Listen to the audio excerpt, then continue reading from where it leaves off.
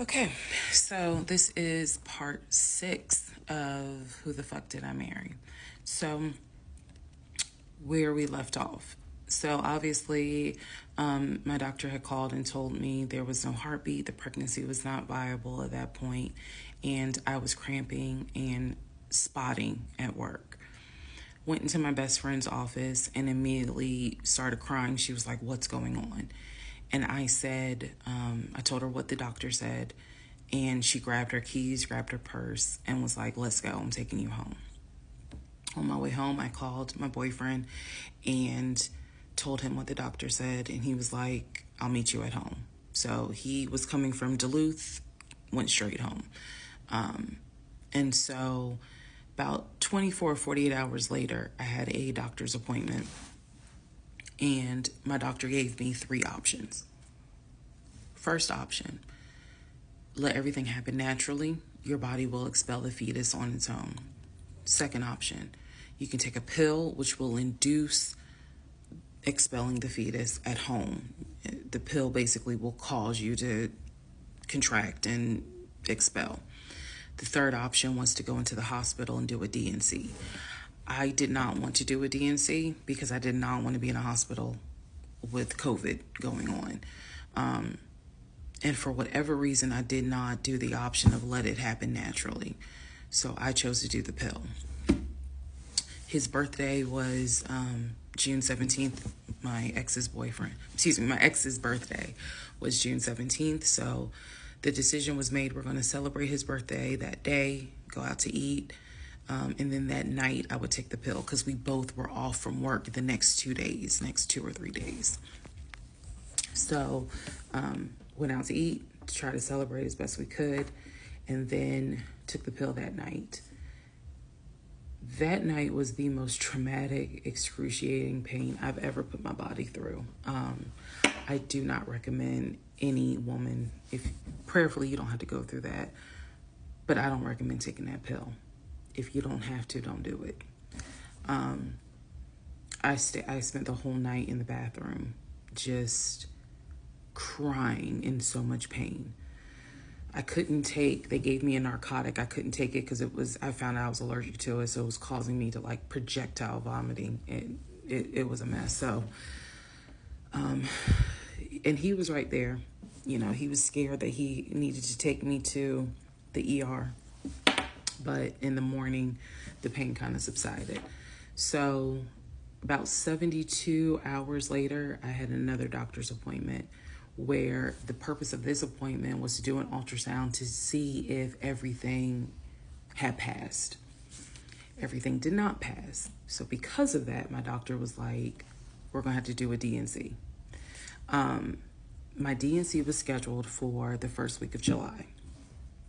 My boyfriend, my ex, was going to take me. That was always the plan. 2 days before my procedure, he comes home and tells me that he is up for a promotion. He's up to be promoted to VP. Because of this, the president of the company, is coming in, and it was going to be this huge business meeting he had to go to. The business meeting was scheduled for the day of my surgery. And so I'm throwing a fit because I was like, you there's no way you can do that meeting. Like, I need you to take me to the hospital and all this other stuff. And so he offered to have his sister take me to the hospital. Apparently his sister lived in Douglasville. I was like, no, because I've never met her. Like, I'm not having a stranger take me to the hospital. No, this is a private situation. I don't want to do that, blah, blah, blah. So my aunt had offered to take me. And then my friend who took me home from work had offered to take me. So at that point, we get into an argument because he's like, my sister is, you about your family, so why can't she step in? And I was like, nah, because I don't know her. Period. I don't know her. So my friend offers to take me to the hospital because I was all distressed that he's saying he has a business meeting and he can't take me.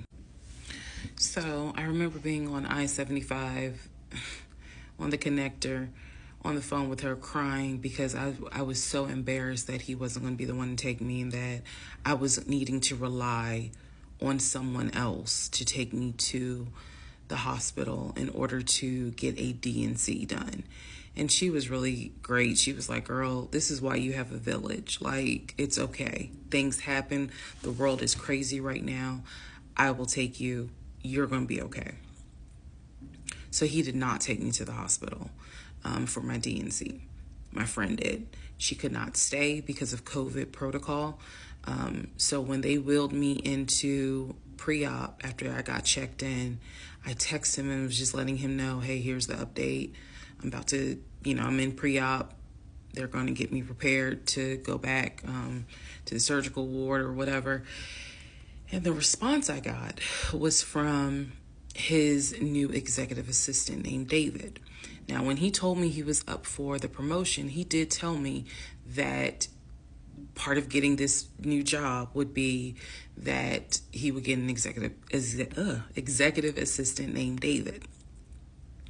And he did tell me, I'm going to make sure that I inform David, if you get a text from this number, meaning from me, pull me out of the meeting because, my fiance's having a procedure done and I'm picking her up. So it's important that you come get me if it's something serious. So I text him. David responds. He said, yeah, Mr. Blah Blah told me that you are having a procedure done. If you need me to get him, I can go get him. He's in a meeting. Just let me know what you need. And I just said, no, don't bother him. I'm just giving an update that they're about to take me back. And David responds and says, I'm so sorry you're going through this. Please let me know if there's anything I can do. So I have the procedure. I wake up and I am now in recovery. I should be in recovery 45 minutes up to an hour and a half. I wake up. First thing I ask, and I remember asking, is where is so-and-so? The nurse who was so sweet, she was like, everything went well. You're doing great. She said, we spoke to your fiance. He's on his way. So I said, okay. I kind of dozed back out, but I could still hear everything that was going on. I just could not keep my eyes open to save my life. So I hear her talk to the other nurse. And that's when she said, Dr. So-and-so called her fiance and his executive assistant picked up. And the executive assistant said that he was in a business meeting and that, you could relate to him what you need to say and he'll tell the fiance. And my doctor was like, hell no, HIPAA, I need to speak to him. So apparently my fiance called the doctor back about 30 minutes later, and the doctor informed him she'll be ready to be discharged in about an hour. You can make your way and come pick her up. He said he was on his way.